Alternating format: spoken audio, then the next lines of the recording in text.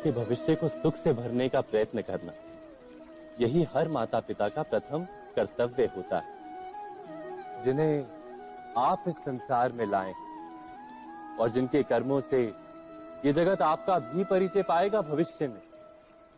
उनके भविष्य के सुख की योजना करने से अधिक महत्व और हो भी क्या सकता है। किंतु सुख और सुरक्षा, क्या ये मनुष्य के कर्मों से प्राप्त नहीं होते?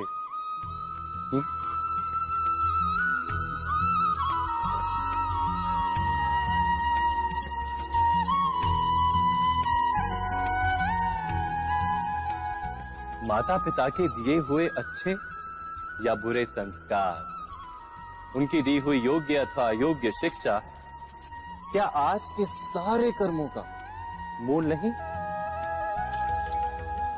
संस्कार और शिक्षा से बनता है मनुष्य का चरित्र। अर्थात माता पिता अपनी संतानों का जैसा चरित्र बनाते हैं, ऐसा ही बनता है उनका भविष्य। किंतु फिर भी अधिकतर माता पिता अपनी संतानों का भविष्य सुरक्षित करने की चिंता में उनका चरित्र निर्माण का कार्य भूल ही जाते हैं। वस्तुतः जो माता पिता अपनी संतानों के भविष्य की चिंता करते हैं, उनकी संतानों को कोई लाभ नहीं होता। किंतु जो माता पिता अपने संतानों के भविष्य की नहीं, उनके चरित्र का निर्माण करते हैं, उन संतानों की प्रशस्ति समस्त संसार करता है। स्वयं विचार कीजिए।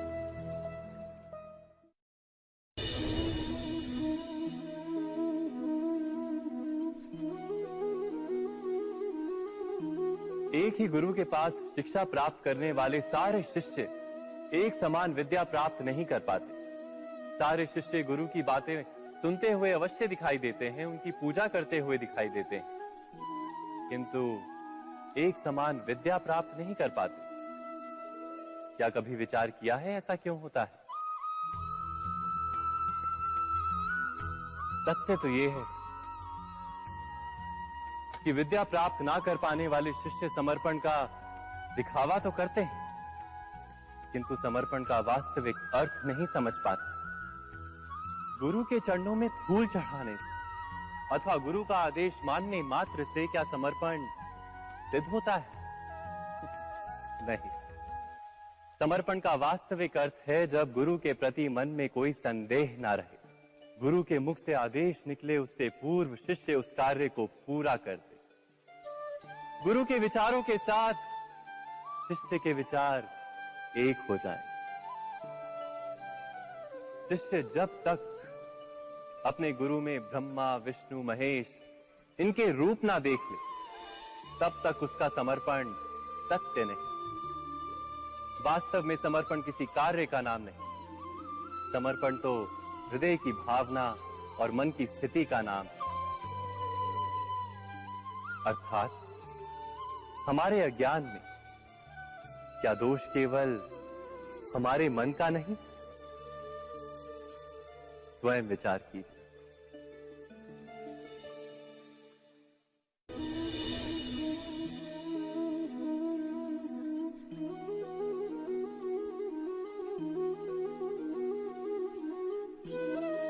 ज्ञान प्राप्ति सदा ही समर्पण से होती है, यह हम सब जानते हैं। किंतु समर्पण का वास्तविक महत्व क्या है?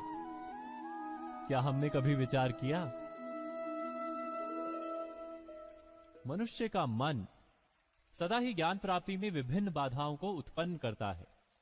कभी किसी अन्य विद्यार्थी से ईर्ष्या हो जाती है, कभी पढ़ाए हुए पाठों पर संदेह जन्मता है और कभी गुरु द्वारा दिया गया दंड मन को अहंकार से भर देता है। नहीं, क्या ऐसा नहीं होता? न जाने कैसे कैसे विचार मन को भटकाते हैं और मन की इसी अयोग्य स्थिति के कारण हम ज्ञान प्राप्त नहीं कर पाते। मन की योग्य स्थिति केवल समर्पण से निर्मित होती है। समर्पण मनुष्य के अहंकार का नाश करता है, ईर्ष्या, महत्वाकांक्षा आदि भावनाओं को दूर कर हृदय को शांत करता है और मन को एकाग्र करता है।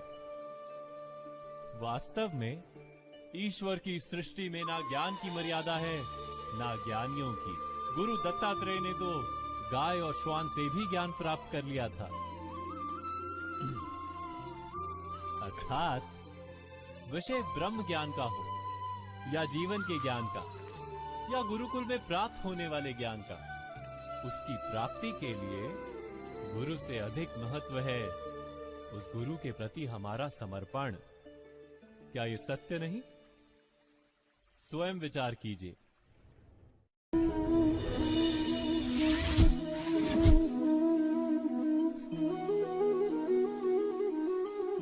श्रेष्ठता का क्या अर्थ है? श्रेष्ठता का अर्थ है दूसरों से अधिक ज्ञान प्राप्त करना। अर्थात मूल्य इस बात का नहीं कि स्वयं कितना ज्ञान प्राप्त किया, मूल्य इस बात का है कि प्राप्त किया हुआ ज्ञान अन्य लोगों से कितना अधिक है। अर्थात श्रेष्ठता की इच्छा ज्ञान प्राप्ति को भी एक स्पर्धा बना देती है। और स्पर्धा में विजय अंतिम कब होती है?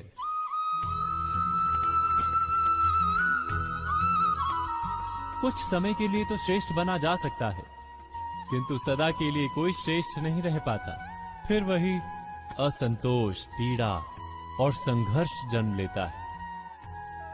किंतु श्रेष्ठ बनने के बदले यदि उत्तम बनने का प्रयत्न करें तो क्या होगा?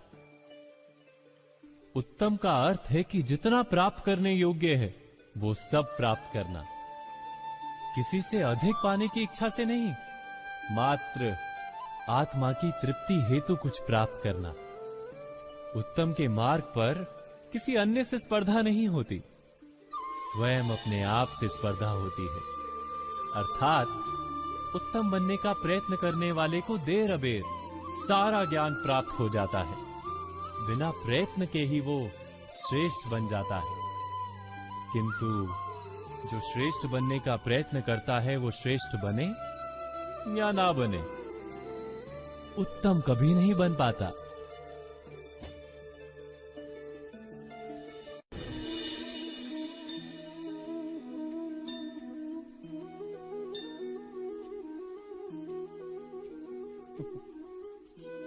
जब जब मनुष्य के सामने कोई विकट स्थिति आती है तो मनुष्य ईश्वर से प्रार्थना करता है, ईश्वर के समक्ष याचना करता है कि वो स्थिति से उभरे।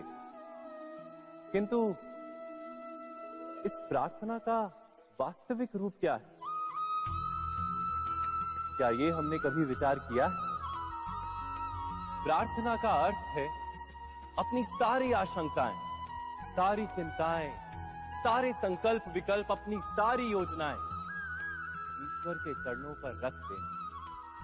अर्थात अपने कर्म का फल क्या होगा इसकी चिंता ना करके धर्म के अनुरूप कर्म करना, ईश्वर की योजना को अपनी नियति मानना, यही प्रार्थना है ना? किंतु ईश्वर की योजना को समझ पाना क्या संभव है? वो योजना तो हमारे कार्यों के परिणाम के रूप में प्रकट होती है सदा ही, किंतु यदि कोई कर्मों का ही त्याग कर दे, क्या वो प्रार्थना है? वास्तव में कर्म ही जीवन और फल के प्रति मोह ना रखना ही सच्ची प्रार्थना। जो प्रार्थना कर्म में बाधा बन जाए, मनुष्य को कार्य ही ना करने दे, वो प्रार्थना है या पराजय? स्वयं विचार कीजिए।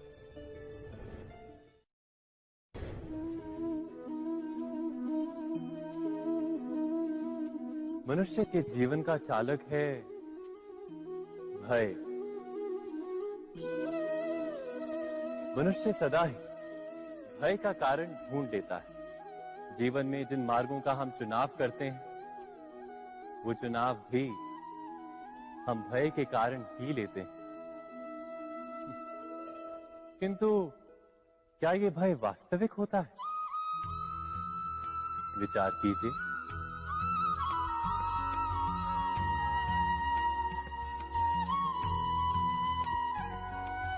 भय का अर्थ है आने वाले समय में विपत्ति की कल्पना। किंतु समय का स्वामी कौन?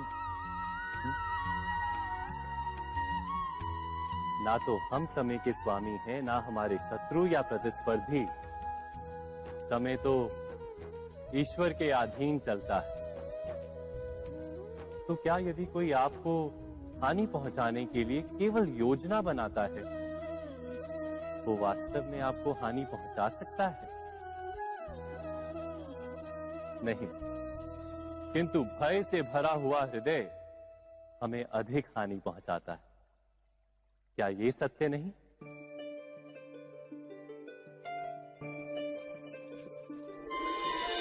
विपत्ति के समय भयभीत हृदय अयोग्य निर्णय करता है और विपत्ति को अधिक पीड़ादायक बनाता है।